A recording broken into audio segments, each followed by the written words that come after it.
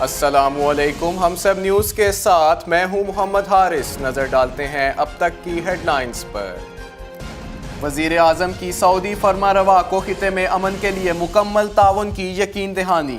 وزیر اعظم شاہد خاقان عباسی نے سعودی فرما روا خادم حرمین شریفین سے ریاض کے شاہی محل میں ملاقات کی۔ اس موقع پر وزیر دفاع خواجہ آصف، پاک فوج کے سربراہ جنرل قمر جاوید باجوہ اور انٹر سروسز انٹیلیجنس ISI کے ڈائریکٹر جنرل لیفٹیننٹ جنرل نوید مختار بھی موجود تھے۔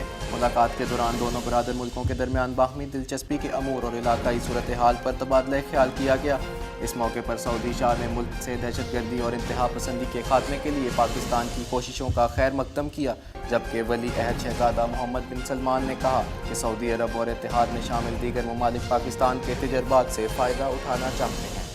سپریم کورٹ نے حدیبیہ پیپرز ریفرنس سے متعلق تمام ریکارڈ طلب کر لیا۔ جسٹس مشیر عالم کی سربراہی میں جسٹس قاضی فائز عیسیٰ اور مظہر عالم خان پر مشتمل سپریم کورٹ کے 3 رکنی بینچ نے سماعت کی۔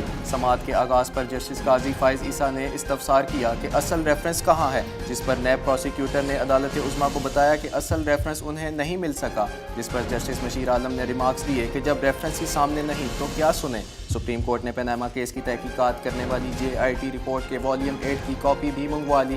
نیب پروسیکیوٹر نے سپریم کورٹ سے وقت دینے کی استدعا کی، جسے منظور کرتے ہوئے عدالت عظمیٰ نے کیس کی سماعت 11 دسمبر تک کے لیے ملتوی کر دی۔ ریاست کی رٹ قائم کرنے میں ناکامی پر وزیر اعظم سے استعفے کا مطالبہ۔ ملک کی بڑی اپوزیشن جماعتوں نے اسلام آباد کے فیض آباد انٹرچینج پر مذہبی جماعتوں کے دھرنے اور ان کے خلاف آپریشن کو غلط انداز میں کرنے کا ذمہ دار حکومت کو ٹھہراتے ہوئے مطالبہ کیا ہے کہ ریاست کی رٹ قائم کرنے میں ناکامی پر وزیر اعظم شاہد خاقان عباسی اپنی کابینہ کے ہمراہ مستعفی ہو جائیں۔ پاکستان تحریک انصاف PTI نے اپنے مطالبے میں کہا کہ ملک کو موجودہ بحرانوں سے نکالنے کے لیے قبل از وقت انتخابات کرائے جائیں، جبکہ PTI نے دھرنے کے خوش اسلوبی سے اختتام پر پاک فوج کے کردار کی تعریف کی۔ پاکستان مسلم لیگ کاف نے قومی حکومت بنا لی، جبکہ جماعت اسلامی نے حکومت کو تجویز دی کہ وہ اپنی ناکامی کا اعتراف کرے اور قوم سے معافی مانگے، ساتھ ہی نقصان کا ازالہ بھی کرے۔ نیب ریفرنس شریف خاندان کی درخواست پر احتساب عدالت کی سماعت ملتوی۔ قومی احتساب بیورو کی جانب سے شریف خاندان کے خلاف اسلام آباد کی احتساب عدالت میں دائر ریفرنسز کی سماعت کے دوران سابق وزیر اعظم نواز شریف نے عدالت سے استدعا کی کہ ریفرنسز کو یکجا کرنے سے متعلق اسلام آباد ہائی کورٹ کا فیصلہ سامنے آنے تک سماعت ملتوی کر دی جائے، جسے منظور کر لیا گیا۔ احتساب عدالت میں آج 3 ریفرنسز کی سماعت ہونی تھی، جس کے لیے سابق وزیر اعظم نواز شریف اپنی صاحبزادی مریم نواز اور داماد کیپٹن ریٹائرڈ صفدر کے ہمراہ احتساب عدالت میں پیش ہوئے۔ احتساب عدالت نے شریف خاندان کے خلاف ریفرنسز کی سماعت 4 دسمبر تک کے لیے ملتوی کر دی۔ طاہر القادری کی وطن واپسی پر حکمران جماعت پر سخت تنقید۔ پاکستان عوامی تحریک کے سربراہ ڈاکٹر طاہر القادری نے کہا کہ 14 شہداء کا قتل اور عقیدہ ختم نبوت کو بدلنے کی کوشش کرنے والے ان کرپٹ حکمرانوں کو معافی نہیں مل سکتی، ان کا عبرتناک انجام لکھا جا چکا ہے۔ ترکی سے وطن واپسی پر لاہور ایئرپورٹ پر میڈیا سے گفتگو کرتے ہوئے ڈاکٹر طاہر القادری کا کہنا تھا کہ ملک اس وقت نازک صورتحال سے گزر رہا ہے۔ میں مسلح افواج کا شکر گزار ہوں جنہوں نے ملک کو اس مسائل سے نکال کر صورتحال کو کنٹرول کیا۔ سندھ ہائی کورٹ کے 5 مستقل ججز نے حلف اٹھا لیا۔ سندھ ہائی کورٹ میں ججز کی حلف برداری کی تقریب ہوئی، جس میں سندھ ہائی کورٹ کے ججز اور بار ایسوسی ایشن کے عہدیداروں نے شرکت کی۔ نئے مستقل ججز سے حلف chief justice Sindh high court justice Ahmed Ali M Shaikh نے لیا۔ حلف اٹھانے والے ججوں میں justice Faheem Ahmed Siddiqui, Khadim Hussain, justice Umar Sial, justice Adnan Karim Memon اور جسٹس یوسف علی سعید شامل ہیں۔ نئے ججز کے حلف اٹھانے کے بعد سندھ ہائی کورٹ کے مستقل ججز کی تعداد 34 ہو گئی ہے۔ PTI انٹرا پارٹی انتخابات، الیکشن کمیشن کا 5 دسمبر کو فیصلہ سنانے کا اعلان۔ الیکشن کمیشن نے پاکستان تحریک انصاف انٹرا پارٹی انتخابات کے خلاف دائر درخواست پر 5 دسمبر کو فیصلہ سنانے کا اعلان کر دیا۔ الیکشن کمیشن نے 13 نومبر کی گزشتہ سماعت پر PTI انٹرا پارٹی الیکشن کے خلاف دائر درخواست پر فیصلہ محفوظ کیا تھا، جبکہ الیکشن کمیشن نے 28 نومبر کو درخواست پر فیصلہ سنانا تھا۔ چیف الیکشن کمشنر کی سربراہی میں الیکشن کمیشن کے 3 رکنی بینچ نے 28 نومبر کو درخواست پر سماعت کی۔ شاہ زیب قتل کیس، مرکزی ملزم شاہ رخ جتوئی کی سزائے موت کالعدم قرار۔ سندھ ہائی کورٹ نے شاہ زیب قتل کیس کے مرکزی ملزم شاہ رخ جتوئی اور اس کے دیگر ساتھیوں کی سزائے موت کالعدم قرار دے دی۔ 5 سال قبل کراچی کے علاقے ڈیفنس میں ہونے والے شاہ زیب قتل کا کیس نیا موڑ اختیار کر گیا ہے۔ اور قتل کے مرکزی ملزم کی سزائے موت کو عدالت نے کالعدم قرار دے دیا ہے۔ آج کیس کی سماعت میں ملزمان کے وکیل فاروق ایچ نائک نے دلائل دیتے ہوئے کہا کہ انسداد دہشت گردی عدالت نے قانونی تقاضے پورے کیے بغیر شاہ رخ جتوئی اور اس کے ساتھیوں کو سزا سنائی۔ سزا کے وقت شاہ رخ جتوئی کی عمر 18 سال سے کم تھی اور یہ مقدمہ بچوں کے مقدمات میں آتا تھا، جبکہ کیس کے تفتیشی افسر نے شاہ رخ جتوئی کا جو پیدائشی سرٹیفکیٹ پیش کیا تھا اس پر بھی والد کا غلط نام درج تھا۔ یہ جھگڑا بھی ذاتی نوعیت کا تھا، اس لیے اس کا ٹرائل انسداد دہشت گردی عدالت میں تو بنتا ہی نہیں۔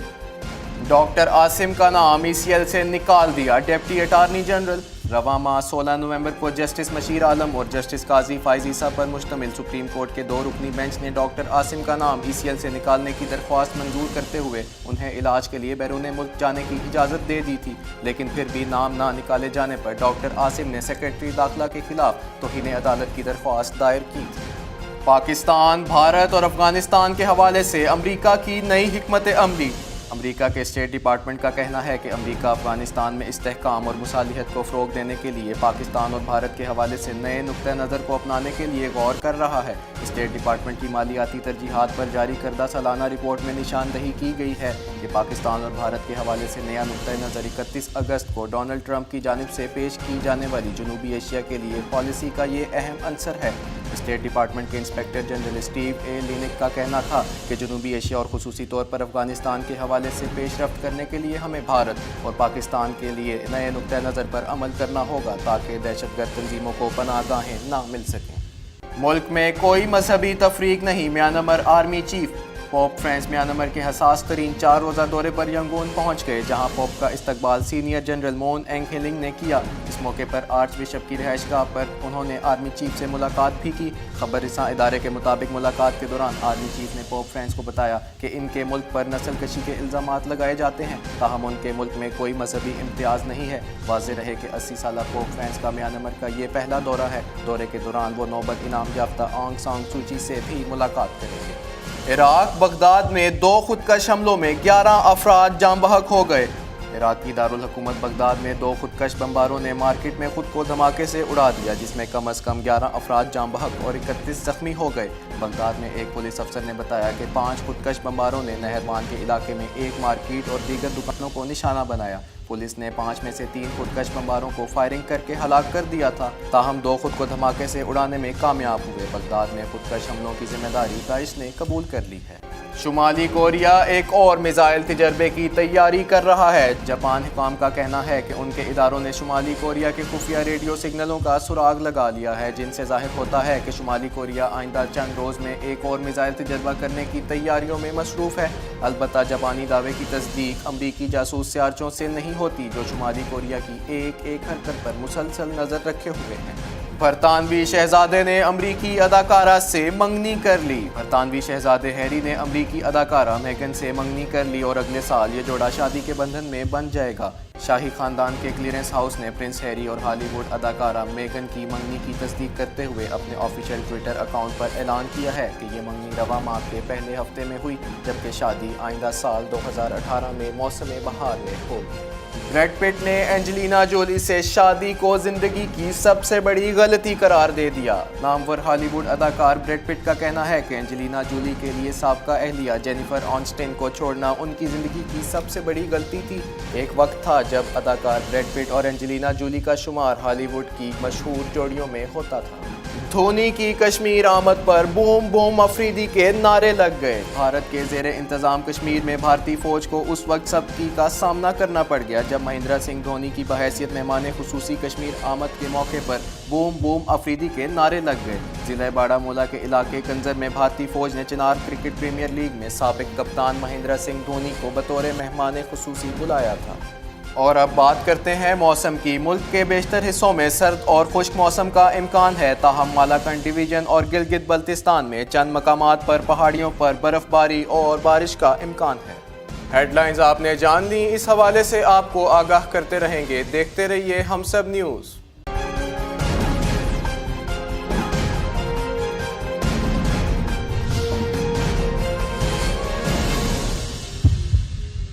Please subscribe to Humsab TV and hit the notification icon on the screen to get the latest updates of our channel.